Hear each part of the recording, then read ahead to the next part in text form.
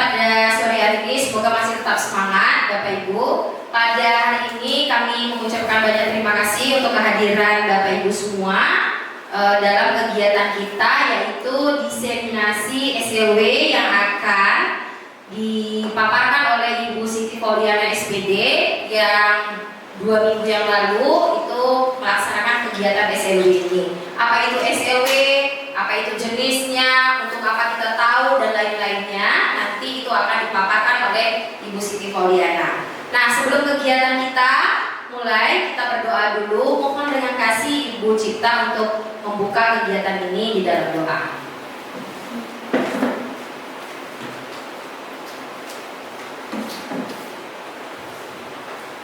Baik, mari Bapak Ibu kita bersatu dalam doa.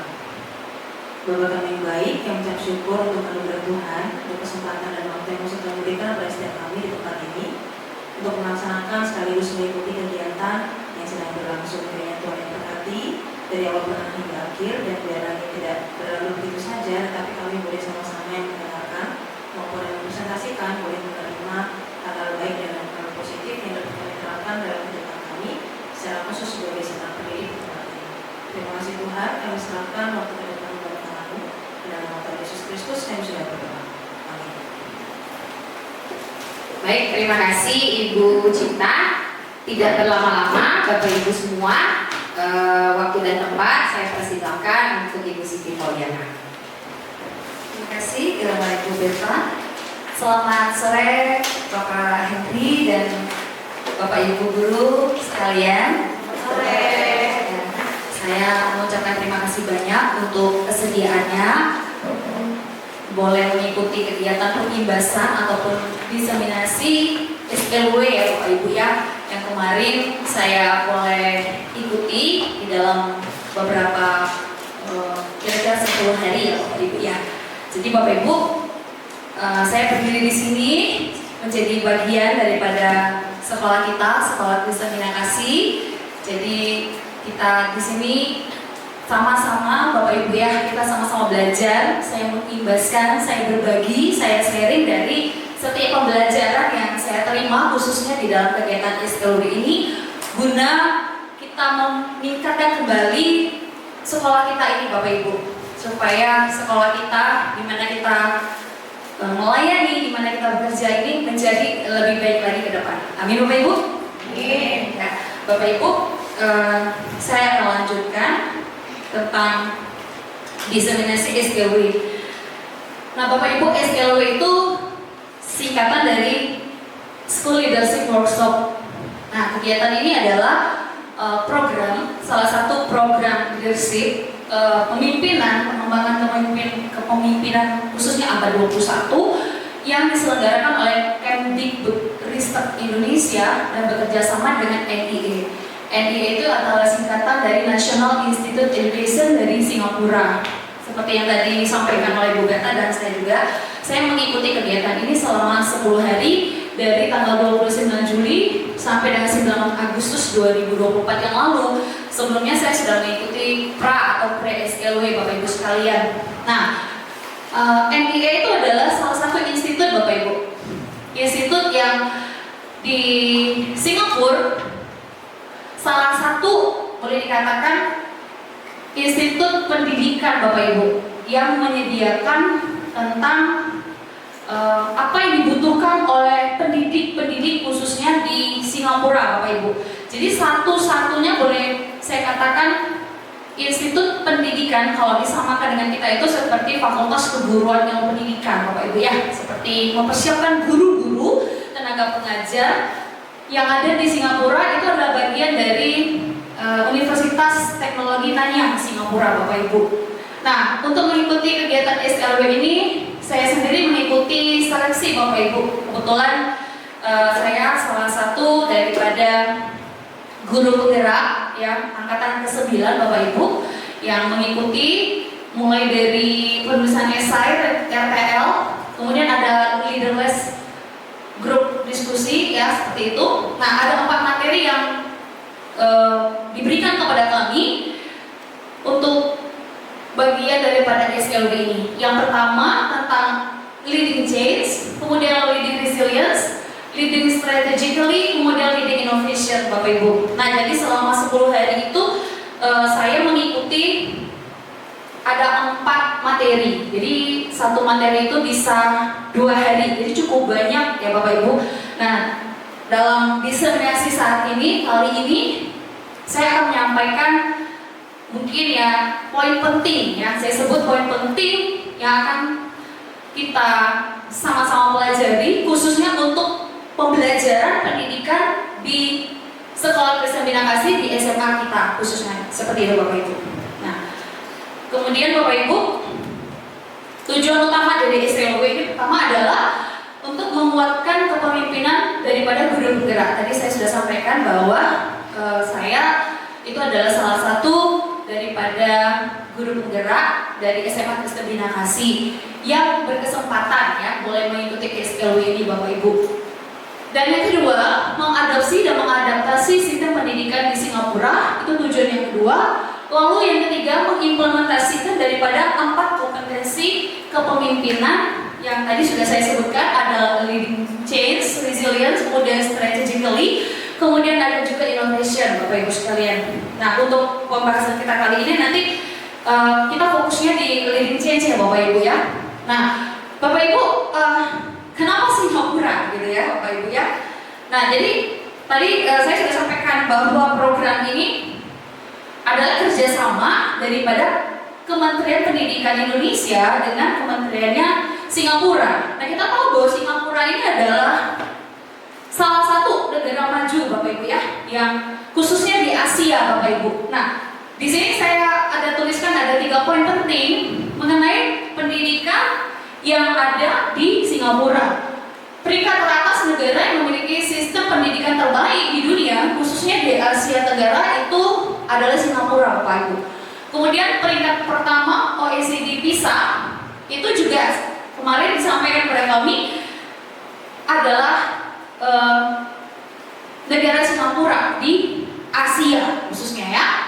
Kemudian rata-rata murid Singapura ini setara pendidikannya itu hampir 35 tahun lebih maju. Jadi negara maju ini juga mengusung kemajuan di dalam edukasi ataupun pendidikan yang ada di Singapura. Nah, semua kegiatan ini atas dasar daripada keputusan ataupun bisa dikatakan kebijakan daripada pemerintah Singapura untuk berbagi khususnya kepada Indonesia sebagai rekan katakanlah rekan negara gitu ya, tentang bagaimana pendidikan yang ada di Singapura di dalam kegiatan SLW ini.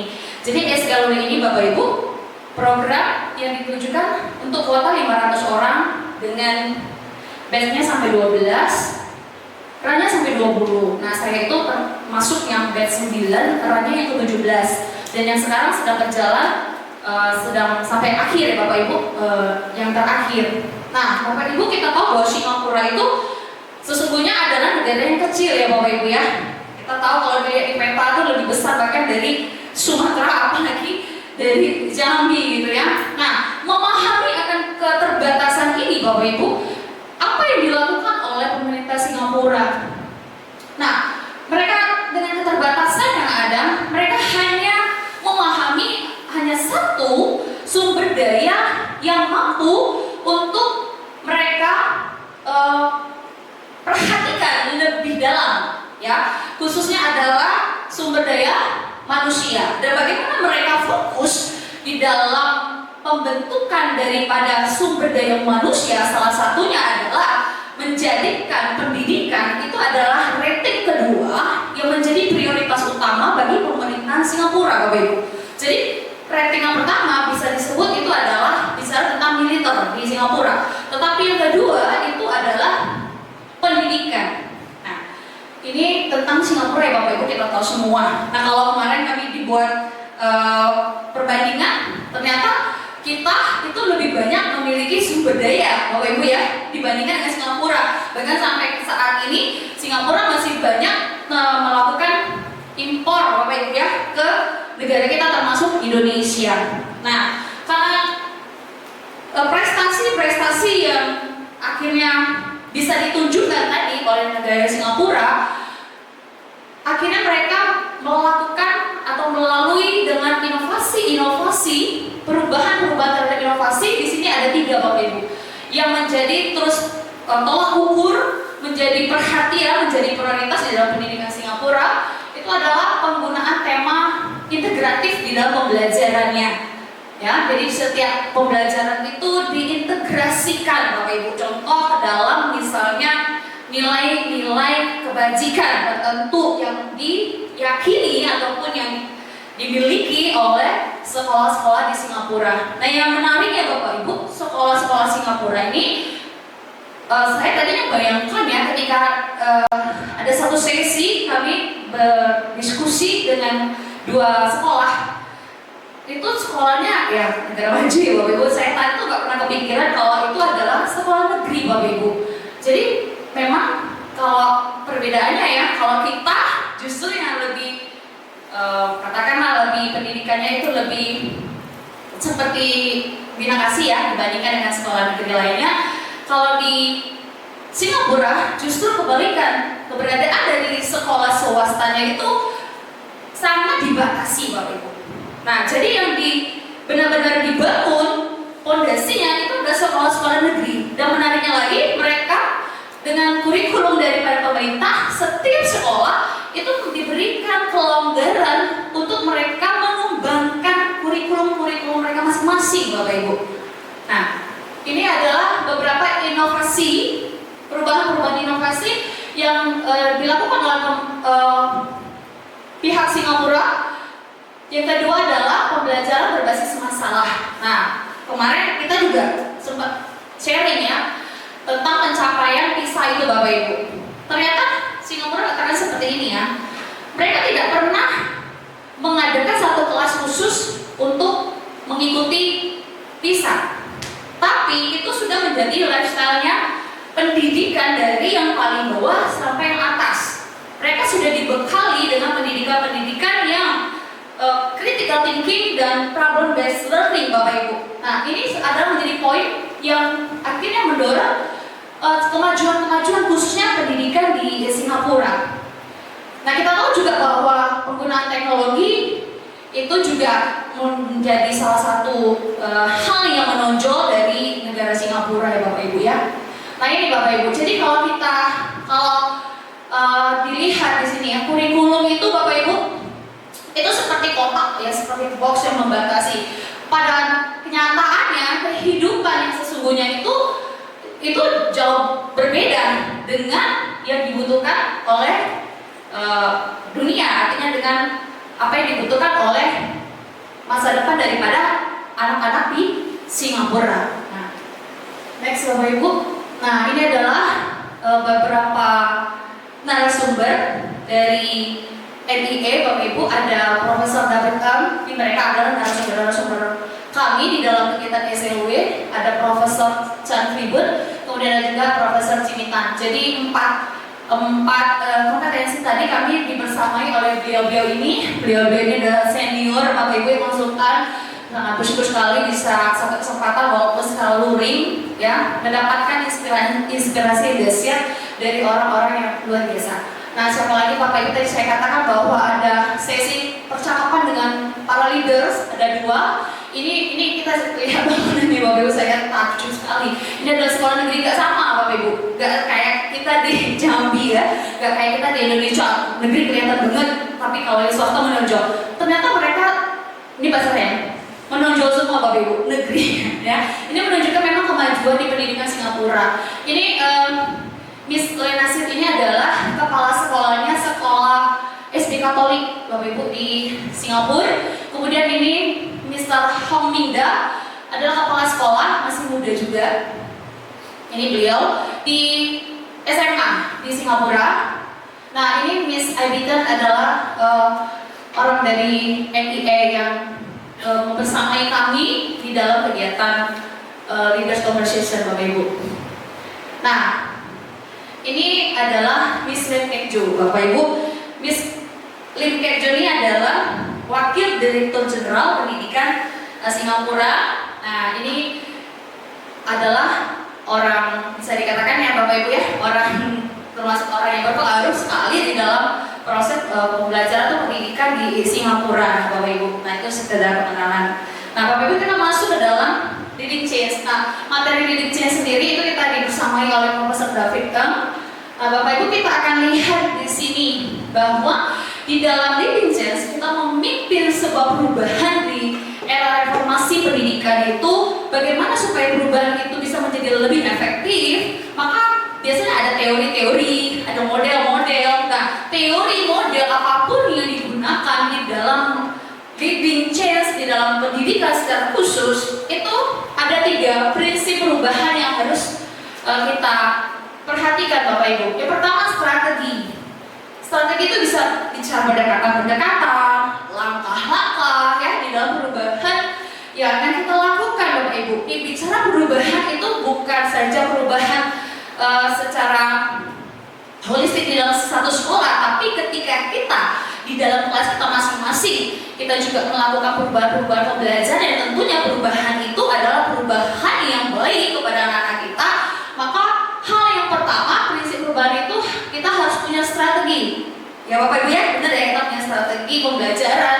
Kemudian kita juga lihat bahwa ada manusia, ada individu-individu yang berkaitan baik secara subjek maupun di dalam objek perubahan kita tersebut. Kemudian secara sisi psikologi, bagaimana mempengaruhi setiap bagian-bagian tersebut sehingga perubahan yang terjadi itu bisa menjadi lebih optimal Bapak Ibu sekalian. Nah, Bapak Ibu, kemarin saya ada berbagi, sudah dibaca ya Bapak Ibu, cerita. Boleh tahu Bapak Ibu yang sudah membaca? Sudah? Nah, kita sama-sama diskusi, Bapak Ibu mungkin bisa dibaca kembali. Kemarin saya ada berbagi tentang suatu perubahan yang radikal Bapak Ibu. Nah, mungkin ada yang sudah pernah dengar, ada namanya Sekolah Kebangsaan Ululubai Bapak Ibu. Nah, Sekolah Kebangsaan Ululubai ini fisiknya seperti ini Bapak Ibu. Sekolah ini ada di dalam pelosok, ada di dalam pedalaman. Itu ada di Sarawak Bapak Ibu. Nih posisinya lebih tepatnya di titik ini, Sekolah Kebangsaan Ululubai. Nah ini adalah para leadersnya di kepala sekolah, dan semua mewakili guru-guru dan pemimpin daripada Sekolah Ululubai Bapak Ibu sekalian. Nah, Sekolah Ululubai Bapak Ibu itu adalah satu sekolah yang tercatat berprestasi tinggi. Ada begitu banyak prestasi yang dicapai oleh sekolah ini Bapak Ibu. Nah, beliau ini adalah inisiator sekaligus kepala sekolahnya, namanya Bapak Jaul ya Bapak Ibu ya, kemarin saya sudah bagikan itu. Nah Bapak Ibu, mereka memiliki moto murid ceria, guru bahagia, sekolah bintara, negara sejahtera, shining like star, anak baik lagi cerdik. Nah ini adalah tentang Sekolah Ululubai. Kalau kita lihat luar biasa ya Bapak Ibu ya, hebat sekali sekolah ini ya, sampai notabene disebut sebagai satu sekolah yang berprestasi. Nah kita melihat ya kira-kira prestasi-prestasi seperti apa nih Bapak Ibu ya dimiliki oleh Sekolah Kebangsaan Ululubai. Nah ini ada beberapa catatan Bapak Ibu. Sekolah Ululubai itu dikatakan pemenang daripada penghargaan Wenhui UNESCO tahun 2011 dalam kategori partisipasi masyarakat dalam meningkatkan kinerja sekolah. Lalu yang kedua, penghargaan juara praktik baik persemakmuran tahun 2009. Nah, nominasi penghargaan praktik baik pendidikan UNESCO 2010, dan ada beberapa lagi Bapak Ibu bisa baca di sini. Dan bagaimana ini bisa dicapai? Bagaimana pencapaian ini bisa menjadi bagian dari Sekolah Ululubai Bapak Ibu? Ternyata tidaklah seperti apa yang kita bayangkan otomatis gitu ya, instan, yang tidak Bapak Ibu. Tetapi di sini ada fakta-fakta tentang Sekolah Ululubai ini Bapak Ibu. Nah ini beliau Bapak Jaul Bunyao. Ini beliau sudah pensiun Bapak Ibu. Sekolah ini didirikan tahun 1964. Itu di pelosok Bapak Ibu. Jadi di posisinya itu di ulu sungai. Jadi kalau pas hujan itu banjir, dan kemudian kalau pas lagi kemarau itu mereka kesusahan Bapak Ibu. Jadi untuk sekolah, mimpi sekolah aja mungkin anak-anak situ nggak pernah mungkin bisa berani untuk bermimpi. Nah orang tua mereka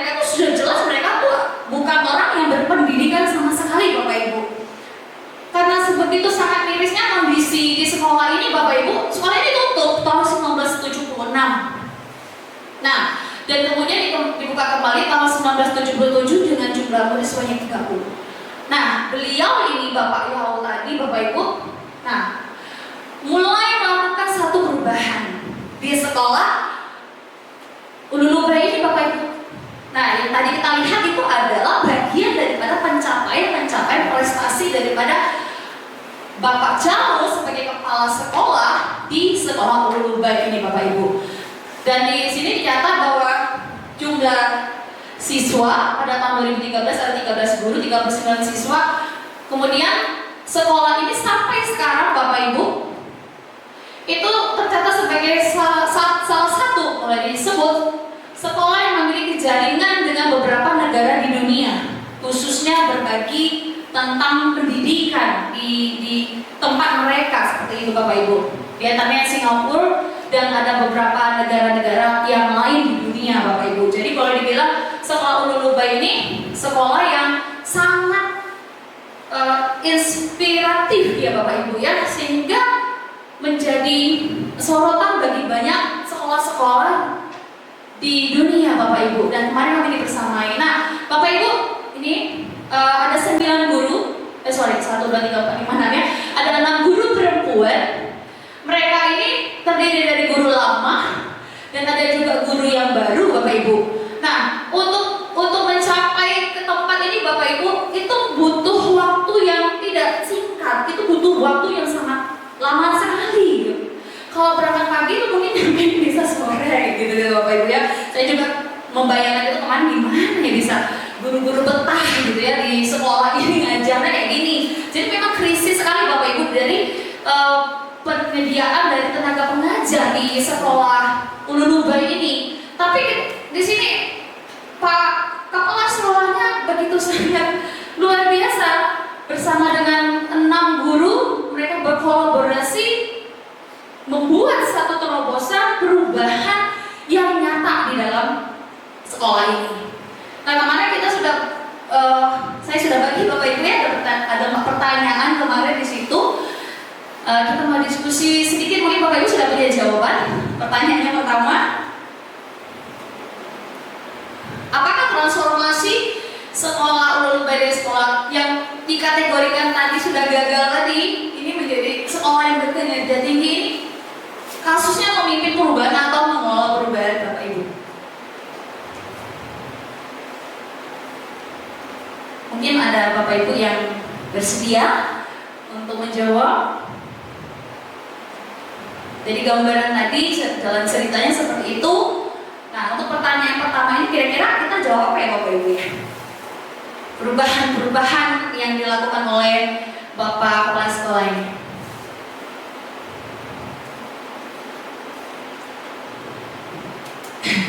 Ada Bapak Ibu? Bagaimana? Ibu Reseti? Kira-kira jawabannya memimpin perubahan atau menurut Ibu mengelola perubahan?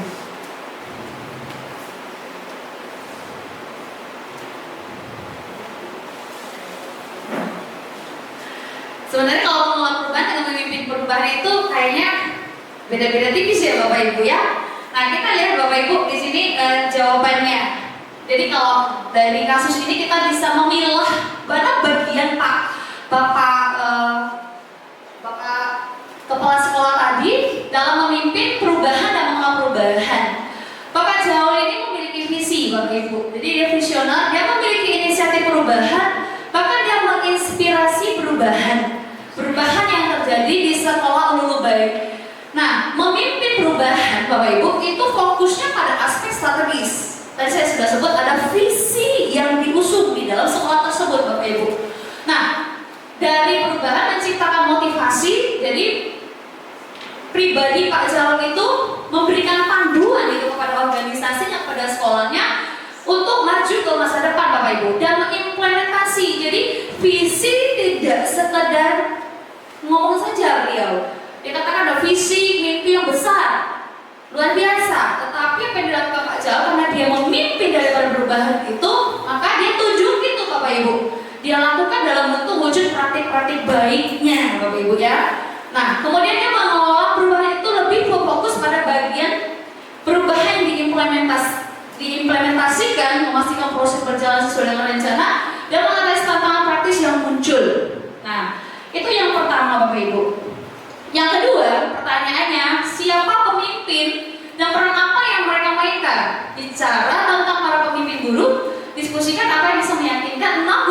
perempuan itu tetap di sekolah. Bapak Ibu bayangkan kalau sekarang anggap kita di sekolah SK Ulu Lumba ya Bapak Ibu ya. Nah Bapak Ibu ditunjuk tuh sebelum jadi ya, sebelum ada achievementnya tadi, sebelum ada prestasinya tadi, ditunjuk nih harus mengajar di sekolah yang di pedalaman, di pelosok. Kira-kira gimana Bapak Ibu? Khususnya yang perempuan. Gimana kira-kira? Gimana Bapak Ibu? Stres, masih stres ya. Gimana yang lain? Mungkin Ibu Dita bersedia. Sulit sekali untuk bisa sampai ke lokasi itu Bapak Ibu sekalian. Nah, kita lihat Bapak Ibu ya, pemimpin di dalam sekolah Ulu Baik itu yang pertama memang kepala sekolahnya Pak Jaul. Tapi guru-guru itu termasuk adalah para leadernya Bapak Ibu. 6 orang guru perempuan tadi yang penuh pertimbangan, ya tentunya penuh perjuangan, penuh pengorbanan, bahkan mereka itu pemerintahnya supaya guru-guru tuh mau ngajar di situ tuh sampai ngasih insentif kesejahteraan itu kasih tinggi. Tapi nggak mau Bapak Ibu. Tapi ada 6 orang ibu tadi yang bersama-sama dengan Bapak Jaul sehingga mereka bisa sampai kepada pencapaian dan prestasi yang luar biasa. Nah, kenapa 6 guru perempuan itu betah? 6 guru ini betah ya, guru yang lama ada 2 di situ ya Bapak Ibu, ada wakilnya 2. Kemudian ada 4 guru yang baru ya, guru-gurunya di situ ada yang senior, junior gitu ya Bapak Ibu ya. Nah, mereka betah tuh bersama-sama dengan Bapak Jaul, satu-satunya pria. Kita aja di sekolah. Gimana Bapak Ibu? Kalau cuma 1 pria, rasanya gimana kalau ngajar begini sih? Di satu tempat, tapi gak ada guru laki-laki aja tuh gimana kira-kira? Gimana Bu? 3. Agak kurang ya Bu? Agak kurang semanto kata orang Jambi. Gitu ya Bapak Ibu, ya pasti ada sosoknya ya gimana gitu ya. Nah Bapak Ibu, kenapa mereka tuh bisa betah gitu ya? Ternyata Pak Jaul itu jadi role model, jadi teladan.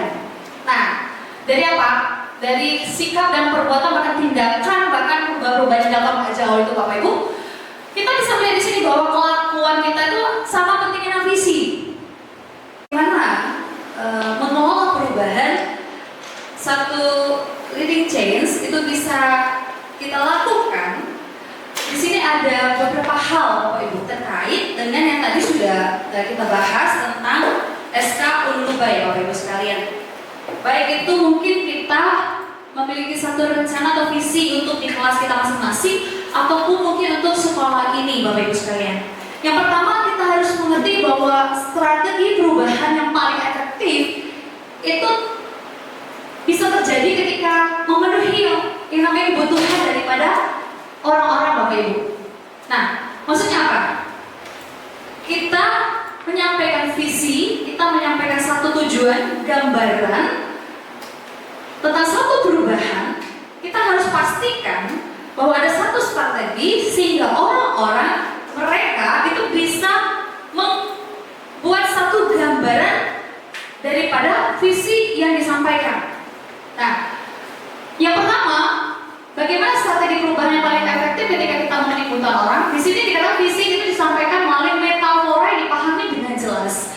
Jadi bukan hanya sekedar slogan-slogan begitu ya Bapak Ibu ya, yang kedengarannya sangat indah di telinga, tetapi orang nggak bisa bayangkan seperti apa. Nah, jadi yang paling penting di dalam mengelola perubahan ini yang pertama adalah bagaimana visi itu bisa digambarkan sedemikian rupa di dalam setiap pemikiran daripada orang-orang yang terkait Bapak Ibu sekalian. Jadi memahami bagaimana orang-orang menginterpretasikan visi. Jadi gambaran itu lebih penting daripada sekedar kata-kata Bapak Ibu. Nah kita coba Bapak Ibu ya. Bapak Ibu kalau kita sebut gajah, kita katakan gajah Bapak Ibu, kira-kira apa yang ada di benaknya Bapak Ibu sekalian? Contoh besar. Besar. Iya sih. Gimana Bu? Ada belalainya panjang. Bu Indah? Jenis hewan. Contoh? kakinya gede besar gitu ya Ibu Masya. Telinganya besar. Ibu Lime gajah. Telinganya besar. Oke, telinganya besar. Kakinya pendek. Oh, kakinya pendek. Anak gajah mungkin Ibu ya. Ibu Jusni Jadi punya gading. Oh, beda lagi ya. Ibu Cinta matanya sipit. matanya sempit. Iya ya, betul ya. Kalau Ibu Lena gajah Bu Besar. besar ya. Ibu Rita Kulitnya keriput. kulitnya keriput. Kalau Pak Henry ekornya kecil, buntutnya kecil gitu ya Bapak Ibu. Nah, kita tuh sekalipun tidak ada gambar gajah di muka kita nih Bapak Ibu ya, tapi kita bisa berimajinasi. Iya Bapak Ibu ya, kita bisa menginterpretasikan gajah itu seperti apa gitu ya. Nah, tidak ada yang salah, betul ya Bapak Ibu ya. Semua menggambarkan tentang yang namanya gajah. Nah, bagaimana dengan yang kasus tadi Bapak Jaul tadi Bapak Ibu? Untuk mengkomunikasikan, jadi Bapak Jaul ini punya satu visi Bapak Ibu namanya Speak English Monday Bapak Ibu. Jadi mereka membiasakan menggunakan bahasa Inggris itu setiap hari Senin Bapak Ibu. Nah, gak gampang Bapak Ibu untuk melakukan perubahan-perubahan ini. Apa strategi yang dilakukan oleh Bapak Jaul ini? Salah satunya untuk supaya orang tua Bapak Jaul tahu bahwa kondisi keterbatasan di daerah tempat dia mengaji itu Bapak Ibu itu sangat terbatas sekali, sehingga untuk mewujudkan visi itu sepertinya sesuatu yang tidak mungkin. Tetapi ternyata Pak Jaul ini tidak berhenti sampai di situ. Beliau akhirnya melakukan pendekatan tadi kepada komunitas yang pasti di sini adalah orang tua daripada anak-anak muridnya yang ada di sekolah itu Bapak Ibu. Nah, karena pasti latar belakang orang tua mereka ini adalah tidak berpendidikan ya Bapak Ibu, tidak sekolah, maka mereka juga memiliki satu kerinduan bagaimana mereka bisa lepas daripada yang namanya keterbatasan bahkan kemiskinan yang ada di daerah mereka. Gak gampang untuk melakukan yang namanya dari program Speak English Monday, alih-alih untuk membiasakan murid-murid untuk mengucapkan satu kata, misalnya izin ke toilet gitu ya, permisi gitu ya. Nah, awal pertama kali Bapak Ibu gak ada satupun yang melakukan, termasuk guru-guru Bapak Ibu. Karena ini sesuatu yang sulit bagi mereka ya untuk melakukan yang namanya program Speak English Speak English Monday, sehingga menjadi program Silent Day Bapak Ibu. Jadi semua menjadi diam ya, tidak ada perubahan di awal, tidak ada sama sekali. Dan untuk bisa merealisasikan visi ini Bapak Ibu, program ini, bagaimana anak-anak harus difasilitasi, tentu mereka butuh seperti kamus ya Bapak Ibu ya, mereka butuh kaset pada waktu itu supaya mereka bisa belajar bahasa Inggris dengan baik. Sampai hari ini Bapak Ibu, di sekolah ini semua fasih berbahasa Inggris. Kita bayangkan di sekolah di pedalaman seperti itu, kita bayangkan mungkin di anak apa itu namanya rimba, itu ada yang fasih berbahasa Inggris semua Bapak Ibu. Mereka sangat fasih sampai sekarang itu realita Bapak Ibu ya. Bagaimana yang dilakukan? Nah, ini adalah analogi-analogi, ini adalah metafora-metafora yang dipakai oleh Bapak Jaul menyampaikan kepada orang tua, karena di sini tidak mudah bagi orang tua. Orang tua ya udah sekolah aja lah gitu ya. Apalagi kalau lagi musim panen, itu anak-anak mereka nggak boleh sekolah Bapak Ibu. Jadi anak-anak mereka tuh bantuin mereka harus panen kerja kayak gitu. Jadi 2 minggu masa panen 2 minggu anak-anak akan sekolah. Nah itu jadi suatu tantangan yang berat bagi Bapak Jaul. Nah kebutuhan mereka untuk belajar bahasa Inggris ini Bapak Ibu berkomunikasi Bapak Ibu. Nah apa yang dilakukan oleh Bapak Jaul? Para petani itu adalah mata pencarian daripada orang tua di SK Unuluba ini Bapak Ibu.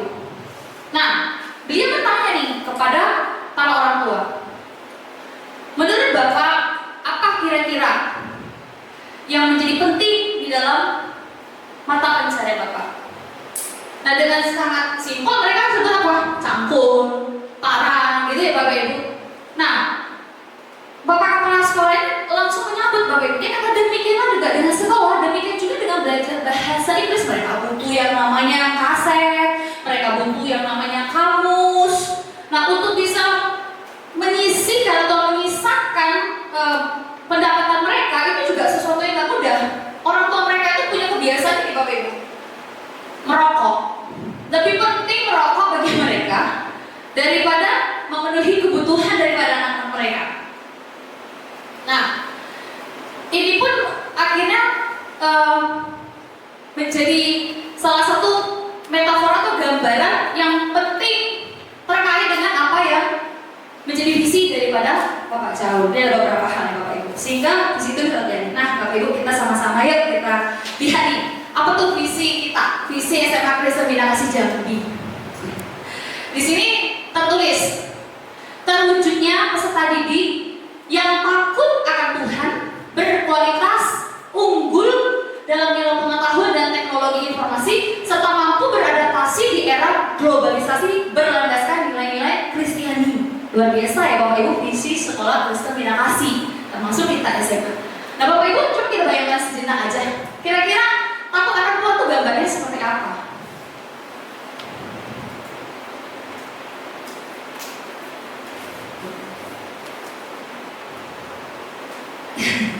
Jadi sejenak, jadi gitu ya.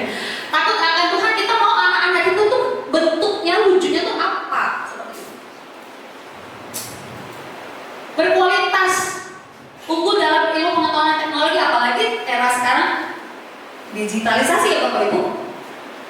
Kemudian mampu beradaptasi, ini maksudnya tuh gimana? Beradaptasi dalam teknologi itu dengan berlandaskan nilai Kristen itu seperti apa? Tentunya nggak mudah ya Bapak Ibu. Izin pertanyaan, kalau Pak Henry sendiri takut akan Tuhan tuh kira-kira gambarnya gimana Pak? Ya gambarannya, gitu. Interpretasinya menurut Pak Henry, kira-kira yang takut akan Tuhan, anak-anak ini Bapak Ibu ya, anak-anak yang takut akan Tuhan tuh gimana? Ya tidak melakukan hal yang tidak benar. Ya.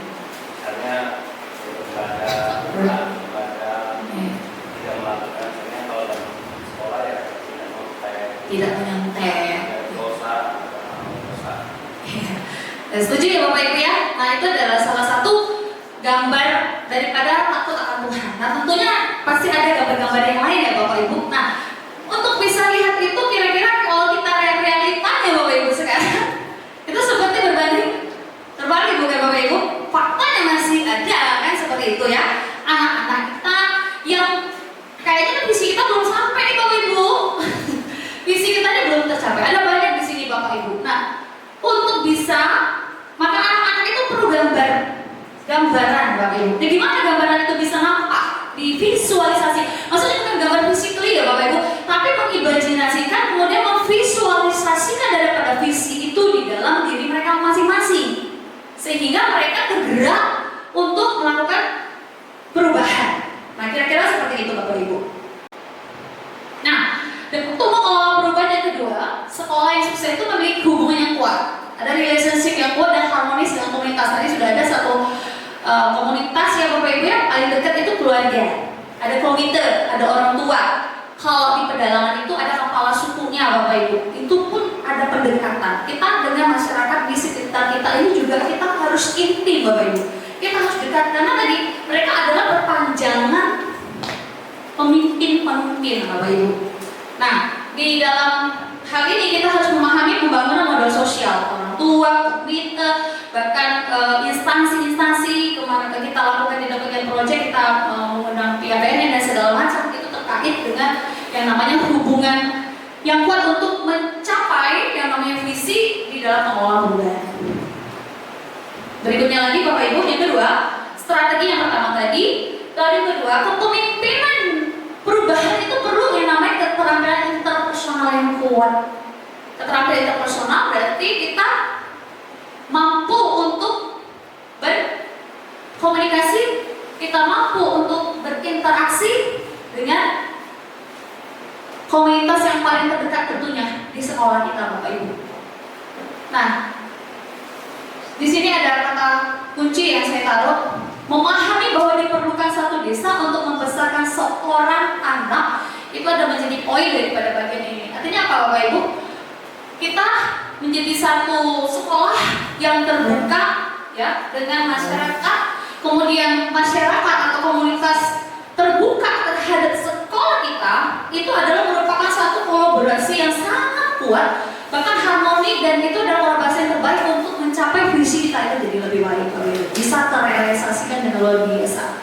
Yang ketiga, membangun kemitraan dengan guru. Jadi mitra Bapak Ibu, Bapak Jaul tadi dengan 6 guru, dengan 6 orang gurunya itu mitra Bapak Ibu. Jadi mereka itu rekan sekerja statusnya, kira-kira kayak gitu ya Bapak Ibu kedudukannya. Jadi kemitraan itu memerlukan perhatian, dan itu tentu tidak simsalabim seperti Aladin digosok-gosok gitu ya, dihembuskan langsung terjadi, enggak.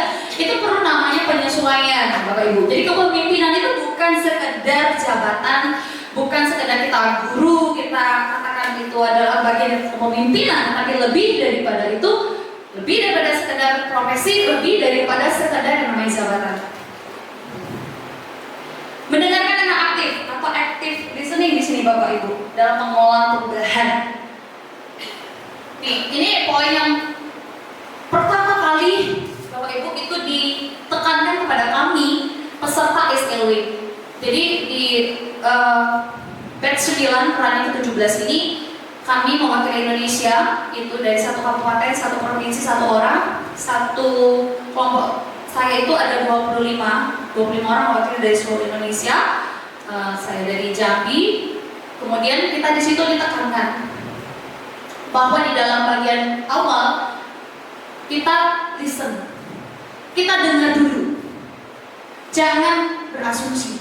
Kenapa Bapak Ibu dikatakan? Karena asumsi itu ada prasangka Bapak Ibu, dan kecenderungan daripada asumsi ini kadang kalau liar Bapak Ibu itu yang membuat sesuatu yang akhirnya tidak baik di dalam satu keadaan. Kira-kira ketika kami menjalani kegiatan SLW pun jangan dulu, dengerin dulu nih narasumbernya ngomong apa, dengerin dulu.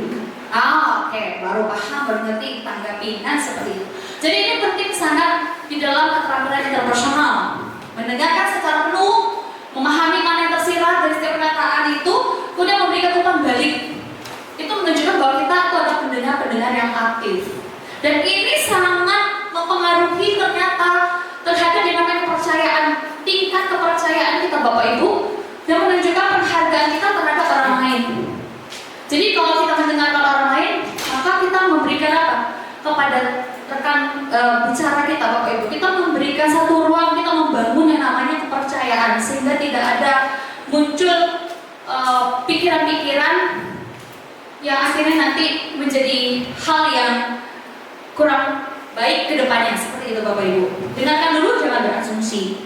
Kemudian perubahan lebih mungkin terjadi dengan adanya tim. Setuju ya Bapak Ibu, kita nggak bisa kerja sendiri. Kemarin waktu saya sharing dengan kepala sekolah dan Ibu Niti, ya Ibu Niti dalam tugas itu nggak bisa bergerak sendiri, betul. Jadi kita akan ada satu nanti bagian action plan daripada tindak lanjut kegiatan ini Bapak Ibu. Ini adalah untuk bina kasih. Ini adalah untuk sekolah kita.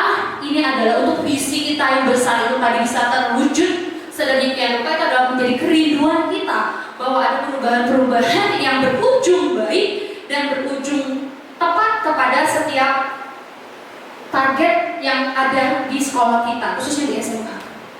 Pendekatan tim Bapak Ibu. Nah, di dalam tim kita perlu 5 aspek kepercayaan. Nah, lagi-lagi diingatkan bahwa di dalam kepercayaan itu kita juga terlibat kompetensi, kemampuan. Kita ini semua sama Bapak Ibu ya. Kita guru-guru hebat, kita guru-guru luar biasa, kita guru-guru istimewa. Kita punya integritas, kita saling memiliki kerendahan hati, kepedulian, bahkan empati, dukungan, yaitu sensitivitas antara kita, baik itu sesama kita guru maupun kita dengan pimpinan tentunya, bahkan keluarga sekolah Bapak Ibu. Yang keempat, upaya perubahan harus berdampak pada hasil. Nah, keberhasilan tadi tipis-tipis kayaknya kecil-kecilan gitu ya Bapak Ibu ya. Tapi dari yang kecil-kecil tadi, akhirnya apa ini Bapak Ibu? Membuat satu keyakinan gitu ya, bahwa perubahan itu bisa terjadi. Tidak ada yang tidak mungkin untuk satu perubahan dengan adanya keberhasilan. Jadi orang tertarik itu pasti, ya kan lihat bina kasih banyak yang sukses, prestasinya luar biasa, kompetisi olimpiade bla bla bla dan segala macam, sehingga itu menarik ya Bapak Ibu sekalian. Nah itu ada 4 hal Bapak Ibu. Nah mungkin ini agak lebih kepada bagaimana model pengelolaan perubahan yang bisa kita lakukan di dalam kelas ataupun mungkin juga di dalam sekolah kita Bapak Ibu. Sebenarnya ada banyak ya Bapak Ibu, ada beberapa, lebih daripada 2. Di sini saya menyampaikan ada 2, nanti ada 1 yang akan kita implementasikan di dalam action plan. Yang pertama adalah model 8 tahap John Kotter. Yang kedua adalah nudge teori atau equilibrium teori nudge.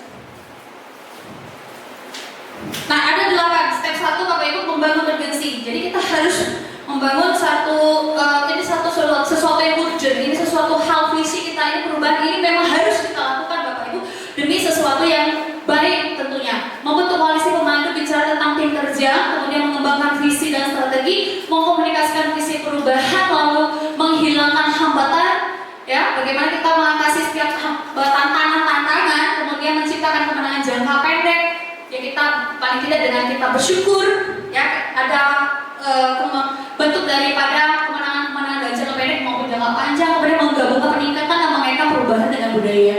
Nah kalau nudge itu seperti apa? Bapak Ibu gambaran teori nudge itu seperti ini. Induk gajah, ini anaknya. Jadi lebih kepada mendorong. Jadi dengan hal-hal penguatan positif dan ada saran-saran yang tidak langsung diberikan di dalam satu proses perubahan itu. Ini teori nudge itu dilakukan dalam 6 step. Ada insentif yang diberikan, ada standing mapping, pengertian daripada pemetaan pemikiran, default, jadikan itu satu yang default begitu ya Bapak Ibu, kita berikan feedback. Kemudian ada kita SPR, artinya apa? Kita pasti harus melihat bahwa ada refleksi-refleksi di dalam setiap hal yang kita lakukan itu baik Bapak Ibu, dan struktur kompleks menyusun pilihan yang kompleks. Nah Bapak Ibu, mungkin ini bagian dari yang pertama yang bisa saya bagikan. Tindak lanjut daripada kegiatan ini, kita akan mulai dengan yang namanya action plan. Jadi sebelumnya saya jelaskan sedikit bahwa action plan yang akan kita lakukan di sekolah, khususnya di SMA, akan kita implementasikan. Ini untuk jangka pendek dan jangka panjang, dalam jangka waktu paling singkat 6 bulan ke depan Bapak Ibu, dan dalam jangka waktu yang panjang dalam jangka waktu 1 tahun, dan kemudian ini akan menjadi budaya di sekolah Kristen, khususnya di SMA Kristen Minakasi. Nah bagaimana pengelolaan dari action plan ini Bapak Ibu? Kami tentu di dalam SPW kemarin, di dalam kelompok saya itu ada 5, saya dari Jambi, kemudian rekan saya ada dari Lampung, rekan saya ada juga dari Jawa Timur, kemudian ada dari Sulawesi 2 orang. Kami membuat satu action plan. Cepat saja Bapak Ibu, saya paham habis kita minta waktunya sebentar. Saya hanya akan memberikan gambaran ya Bapak Ibu. Saya sudah bicarakan mengenai ini tentunya dengan kepala sekolah dan pakar itu Ibu Rinti kemarin ya. Nah jadi Bapak Ibu, inisiatif apa yang kita usung untuk perubahan ini? Yang pertama adalah menumbuh kembangkan budaya positif di lingkungan SMA Kristen Minakasi yang berfokus pada membangun lingkungan inklusif dan respectful. Jadi kita perlu saling menghormati. Kemarin saya dengar diseminasi Ibu Time dan Ibu Marsha tentang pendidikan inklusif ya Bu, luar biasa, berarti ada koneksi nanti Bu ke depannya. Nah bagaimana bentuk-bentuknya? Ini beberapa hal yang penting Bapak Ibu di dalam mewujudkan perubahan ini. Ini kita akan mulai dari tim koalisi pemandu. Jadi saya mengadopsi yang 8 quarters, tahap 8 quarters itu. Mulai September 2024 minggu depan Bapak Ibu, ini tentu sekali lagi saya sudah bicara dengan kepala sekolah dan juga Ibu Rinti mewakili Waka. Kemudian di sini tim koalisi terdiri dari guru penggerak. Kita punya sumber daya yang luar biasa. Ada 3 guru penggerak di sini, ada Ibu Lena dan juga Ibu Berta. Kemudian nanti ada guru BK ini sebagai tim koalisi pemandunya Bapak Ibu. Nah, nanti ada Wakasek, Ibu Rinti dan Ibu Limeria. Kemudian ada koordinator daripada Kombel kita. Itu akan dijadikan sebagai tim koalisi. Kemudian pendidik kita semua, ya Bapak Ibu. Nah kita akan mulai ada implementasi desain pembelajaran yang akan kita buat mulai Oktober 2024. Yang pertama adalah mengintegrasikan nilai-nilai kebajikan atau nilai-nilai inklusif sekolah Kristen Minakasi di dalam pembelajaran berdiferensiasi. Saya tahu di sini ada sudah beberapa guru yang melakukan implementasikan tata pembelajaran berdiferensiasi, tapi kali ini kita akan melakukannya menyeluruh Bapak Ibu sekalian. Dan gak usah khawatir, tim polisi akan membersamai Bapak Ibu sekalian apa tuh kira-kira pembelajaran diferensiasi. Kemudian mengintegrasikan nilai-nilai kebajikan inklusif ke dalam soal HOTS. Nah ini nanti paling dekat berkaitan dengan soal-soal Bapak Ibu ya. Mempraktekkan segitiga restitusi. Nah segitiga restitusi ini adalah salah satu strategi untuk disiplin positif Bapak Ibu. Ya, nanti bagaimana itu kita akan komunikasikan di sana. Next Bapak Ibu, yang ketiga, tadi ada dua, ini yang ketiga. Kita juga akan melakukan serangkaian penguatan dalam waktu pendek dan dalam jangka waktu panjang. Nah Bapak Ibu, dalam jangka waktu 6 bulan ke depan, itu kegiatan ini akan terus dimonitor dan tim dari Kemendikbudristek akan langsung turun ke sekolah kita untuk melihat nih realisasi daripada action plan yang sudah kita rancang sedemikian rupa. Nah untuk itu mari Bapak Ibu, ini ada hal sesuatu yang luar biasa untuk masa depan daripada SMA Kriseminakasi ke depan, dan ini akan menjadi default Bapak Ibu, ini akan menjadi budaya daripada SMA Kriseminakasi. Kita akan memperkuat ini target 1699, ini kita akan melakukannya dengan serentak Bapak Ibu. Slogan 5S kita sudah lakukan, ini sudah sangat baik ya. Kalau secara kami ngobrol-ngobrol di sharing ya, ternyata masih ada juga sekolah yang belum melakukan hal ini 5S ini. Kemudian ada Pak kata sakti, permisi, maaf, tolong, terima kasih ya. Ini kita budayakan lagi Bapak Ibu.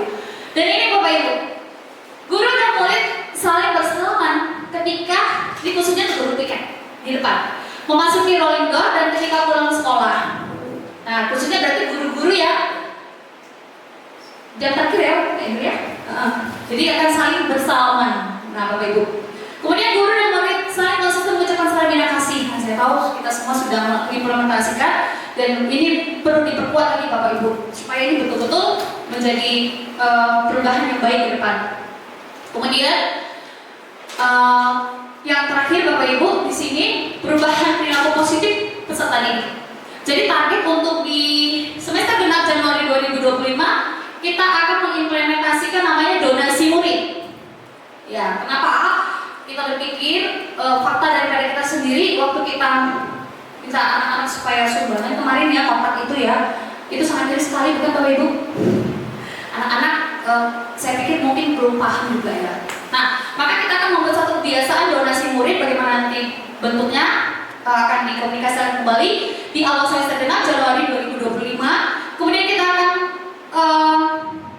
lakukan kegiatan berbagi paket sembako setiap 2 minggu sekali. Nah, ini dari donasi murid tadi kita salurkan kira-kira seperti itu Bapak Ibu ke dalam paket sembako ini kita akan berbagi kepada peserta kita. Kemudian kita akan melakukan kampanye dan deklarasi everyone anti-bullying di awal semester genap Januari 2025, dan ada satu program yang akan terus berlangsung tentunya tidak menyampingkan yang lain, program penghargaan Virtual of the Month. Jadi kita ada nilai-nilai kebajikan, jadi setiap bulan, misalnya nanti di bulan sebut mungkin di Februari, di sini saya tulis di Februari untuk yang implementasinya, misalnya kejujuran. Maka dari setiap kelas itu akan ada anak-anak yang berhak mendapatkan program nilai kebajikan kejujuran. Bagaimana bentuknya nanti kita akan sama-sama buat ya Bapak Ibu sekalian. Oke, Bapak Ibu sekalian lagi, ini yang mau saya sampaikan bahwa untuk waktu ke depan kita akan membuat satu perubahan untuk sekolah yang kita kasihi, khususnya sekolah Kristen Binakasi SMA jenjangnya, yaitu menumbuh kembangkan budaya positif di lingkungan kita yang berfokus pada membangun lingkungan inklusif dan respectful. Demikian yang bisa saya bagikan, kiranya bisa menjadi berkat buat kita semua. Terima kasih untuk waktunya Bapak Ibu. Tuhan Yesus memberkati.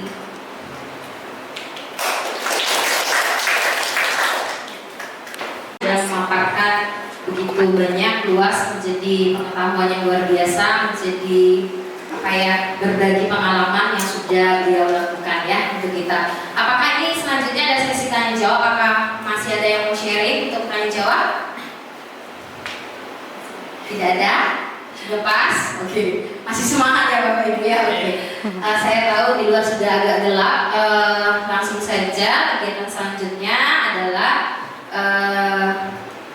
beberapa kata lah dari kepala sekolah, yaitu Bapak Ibu SD SPD.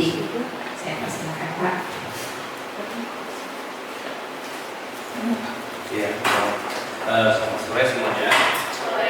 Jadi tadi sudah dipaparkan sharing dari pengalaman Bu Siti ya, di SMW dan tindak lanjutnya. Dan memang sudah didiskusi. Menurut saya kesimpulannya bagus ya buat kita semua. Jadi ini kita sekali lagi adalah untuk keseluruhan SMA kita. Mari kita membudayakan yang budaya positif ya, menghargai, membangun lingkungan yang inklusif dan respectful ya, artinya saling menghargai. Mulai dari tadi sebenarnya sederhana, tapi mungkin kadang-kadang suka lupa kayak anak-anak ya, dari yang 5S, 4 1 itu ya, itu jarang sekali kadang-kadang anak mengucapkan gitu ya. Misalnya apakah ketika kita sudah menemani lomba, apakah mengucapkan terima kasih, rasanya tidak banyak ya. Ada sih ada, bukan tidak ada, tapi kita mulai terus kembangkan. Dan saya rasa hal-hal yang tadi dipaparkan di dalam itu bisa kita tidak lanjutin karena tidak susah itu ya. Tinggal kita berkomitmen bersama untuk mengerjakannya secara tim ya, atau secara SMA, karena ini akan membawa dampak khususnya untuk SMA kita. Nah, kemudian bisa menjadi contoh juga buat nanti di SMP ya, hasil dari kerja kita selama tahun depan. Ini sebenarnya bukan 1 tahun depan, tapi seterusnya ya, maksudnya itu ini terus menjadi budaya. Nah, saya harap nanti akan ada guru-guru tadi yang masalah tim, nanti kita akan bentuk atau kita akan rapat untuk membicarakan supaya untuk menjalankan program ini. Dan tentu semua akan dilibatkan ya. Ini bukan kerja satu orang, bukan hanya program positif, tapi menjadi bagian dari kita. Kenapa? Karena saya lihat ini sangat bermanfaat dalam kemajuan SMA kita ya, khususnya untuk anak-anak. Gimana ya, anak bisa menghargai kita ya, saat kita ngajar, gimana kita membangunnya ya, caranya gimana, karena saya lihat ya, menurun ya anak-anak pada kita dari cara bicara, cara bersikap, terus ya tidur itu tidak menghargai kita atau guru ya. Walaupun mungkin tidak semua guru, tapi kan itu mewakili kita ya.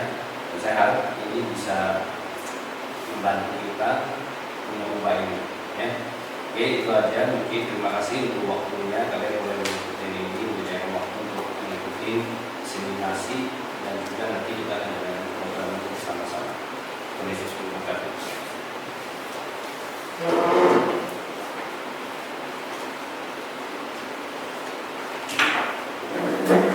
Oke, berakhir sudah kegiatan penindasan SEW yang sudah kita sama-sama nikmati lah ya pada sore hari ini. Semoga ini program yang sudah dirancang itu menjadi program sekolah khususnya untuk SMA Kristen Bina Kasih, dari hal yang kecil akan menjadi besar dan itu akan berdampak untuk kemajuan SMA Kristen Bina Kasih. Baik. Terima kasih sekali lagi Bapak Ibu yang sudah meluangkan waktu untuk kegiatan hari ini. Sebelum kita akan pulang ke rumah kita masing-masing, kita berdoa dulu, mohon dengan kasih contoh indah untuk menutup di dalam doa.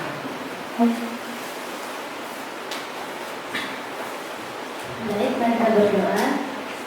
Kepada Saudara, terima kasih untuk sore hari ini. Kami boleh mendengarkan informasi pembelajaran yang boleh disampaikan oleh Bu Siti kepada kami semua. Tolong kami sebagai pendidik-pendidik Kristen untuk boleh menindaklanjuti setiap program yang ada demi pengembangan sekolah kami, bahkan setiap kami guru-guru yang boleh terlibat di dalamnya. Kami juga bersyukur untuk Bu Siti yang boleh berbagi berkat bagi kami hari ini. Kiranya terus memberkati dalam setiap proses penindaklanjutan ini. Tuhan sertai, berikan kemudahan, berikan semangat sukacita, agar apapun yang boleh beliau dapatkan dalam pembelajaran ini boleh dibagikan kepada setiap kami dan boleh menjadi berkat.